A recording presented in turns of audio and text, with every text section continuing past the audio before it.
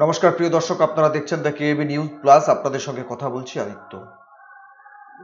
জাগো বাংলা তৃণমূল কংগ্রেসের মুখপাত্র, মা মাটি মানুষের পক্ষে সওয়াল। সেই জাগো বাংলার প্রথম পাতায় আজকে কি ছাপা হয়েছে? চাকরিতে চক্রান্ত, কি দোষ 20,450 জনের, 26,000 মানে 25,000 সামথিং, 26,000-এর কাছাকাছি। তার মধ্যে কি দোষ 20,450 জনের। তৃণমূল কংগ্রেসের মুখপাত্র জাগো বাংলায় ছাপা হয়েছে।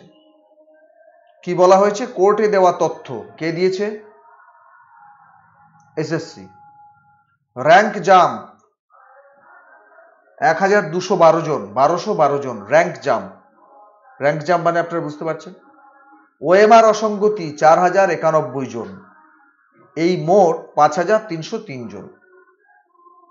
তাহলে মোট চাকরিরত শিক্ষক 25,752, সেখান থেকে এই 5,300 বাদ গেলে মাইনাস 20,450।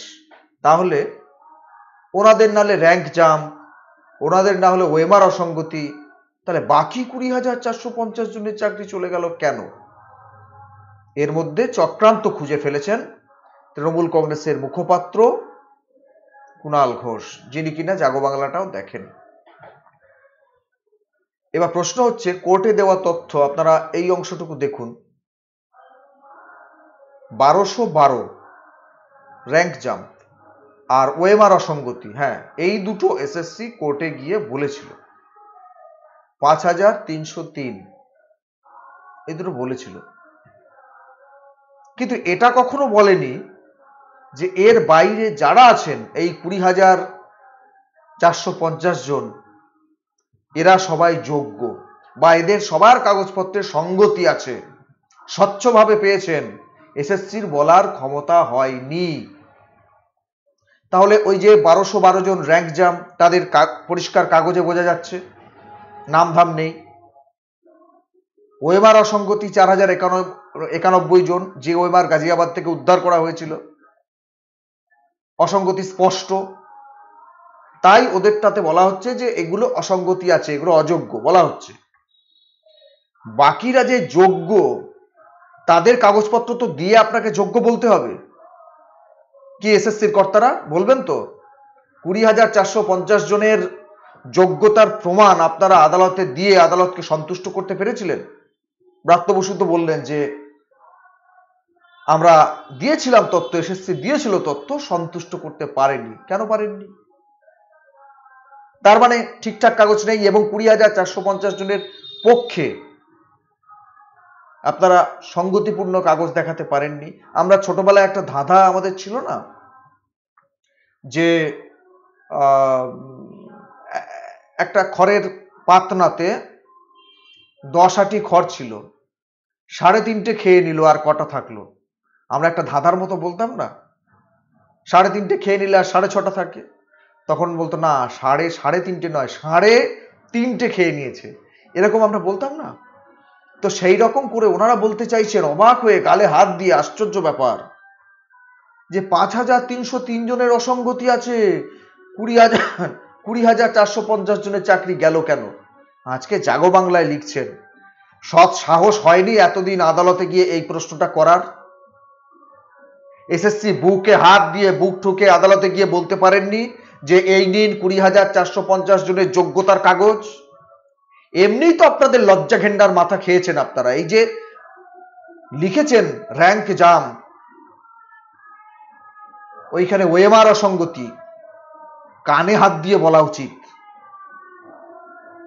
যে এই অপরাধ আমরা করেছি, এই চৌর্যবৃত্তি আমরা করেছি। আচ্ছা বলুন তো, টোটাল 25,752 জন শিক্ষক তারা চাকরি হারিয়েছেন, তাদের মধ্যে ওই 5,303 জনের অসঙ্গতি চোখে পড়েছে, প্রকাশ্যে চোখে পড়েছে, এটা নিয়ে কোনোদিন ক্ষমা চেয়েছেন?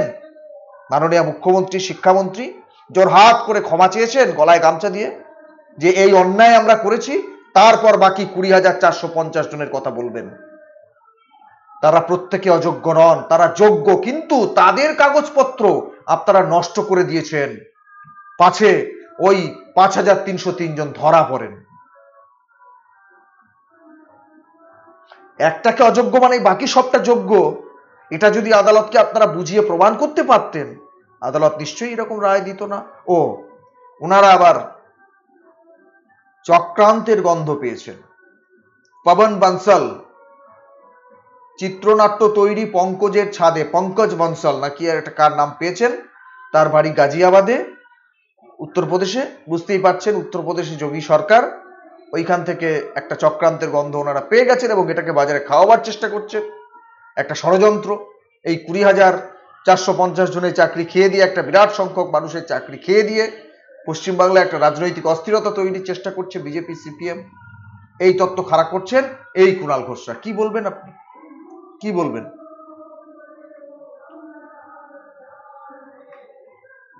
এটা শুনুন,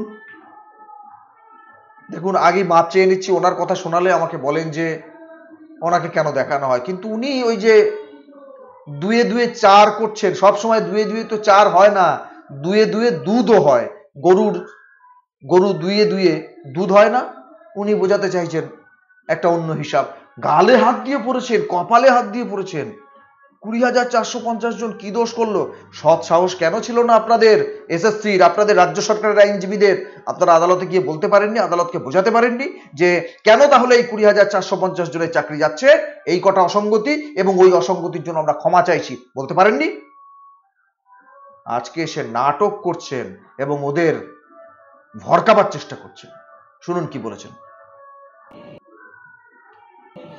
কিন্তু পাশাপাশি এতগুলি ছেলেমেয়ের যে চাকরি খেয়ে নেওয়া,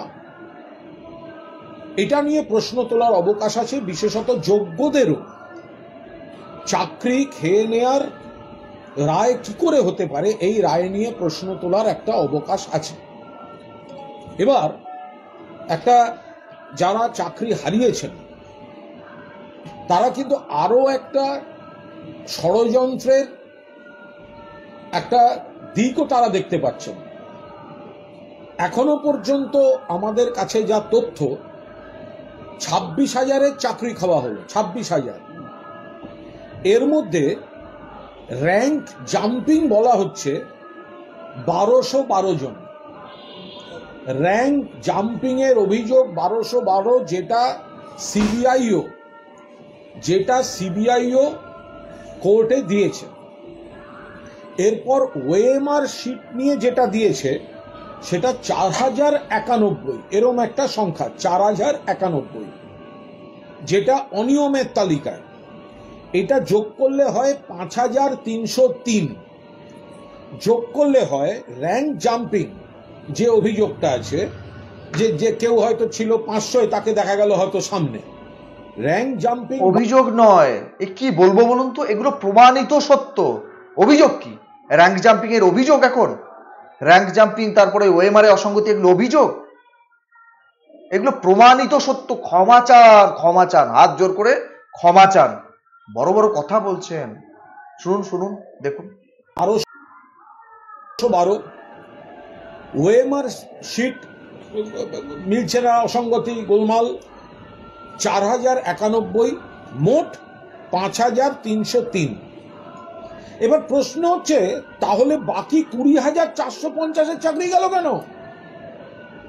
যদি এটা প্রাথমিকভাবে কোনোভাবে চিহ্নিত করা যায়, যেটা সিবিআই জমা দিয়েছে, যে 1212 হচ্ছে র্যাঙ্ক জাম্পিং অনিয়ম, 1212, 4,091 হচ্ছে ওএমআর শিট, এটা মেলালে হয় 5,303। সেক্ষেত্রে 20,450 এদের চাকরিটা গেল কেন? এবার যদি এখানেও কোথাও কোনো ধোঁয়াশা থাকে কয়েকজনের ক্ষেত্রে, যতক্ষণ না প্রমাণ করা যাচ্ছে, সিবিআই এর দায়িত্ব ছিল প্রমাণ করার, কোনো প্রমাণ সেখানে নেই, তাহলে কি করে সুপ্রিম কোর্ট এদেরও চাকরি খাওয়ার নির্দেশটা দিতে পারেন? আর একটা বড় সন্দেহ এখানে আসছে, যার পেছনে একটা গভীর চক্রান্তের আশঙ্কা থাকছে, সেটা হচ্ছে এই যে 4,091 ওএমআর শিট গন্ডগোল বলে যেটা ফিগারটা সামনে আসছে, একটা অভিযোগ তাদের মধ্যে থেকে আসছে, এটা কোথা থেকে পাওয়া গেল? এই ওএমআর শিটে গন্ডগোল আছে, এটা কোথা থেকে পাওয়া গেল? এই কাজটা দেওয়া হয়েছিল নাইসা বলে একটি সংস্থাকে, যে নাইসা আবার স্ক্যানটেক বলে একটা সংস্থাকে সেটা আরো কাজের দায়িত্ব দেয়। এই নাইসার প্রাক্তন কর্মী হচ্ছে পঙ্কজ বানসাল। এদের অফিস হচ্ছে উত্তরপ্রদেশের গাজিয়াবাদে। কোথায়? উত্তরপ্রদেশের গাজিয়াবাদে। এই বানসালের বাড়ির ছাদ থেকে নাকি ওএমআর শিট সংক্রান্ত কিছু তথ্য পাওয়া গেছে, বাড়ির ছাদে ডাস্টবিনে রাখা ছিল নাকি। ফলে একটা বিরাট অভিযোগ আসছে যে কে বানসাল, তার বাড়ির ছাদে কি পাওয়া গেল, তার উপর দাঁড়িয়ে বাংলার এতগুলো ছেলে চাকরি খাওয়ার প্লট তৈরি করা হলো। এটা কোনো রাজনৈতিক উদ্দেশ্য প্রণোদিত প্লট নয় তো? সিবিআই। আচ্ছা, কি বলবো, নাইসাকে দায়িত্ব কে দিয়েছিল? বিজেপি না কেন্দ্রীয় সরকার? কে দিয়েছিল নাইসাকে দায়িত্ব? এই তো আবার কেঁচু খুঁড়তে গিয়ে কেউটে বার করছেন, নিজের গালে চর খাওয়ার ব্যবস্থা করছেন।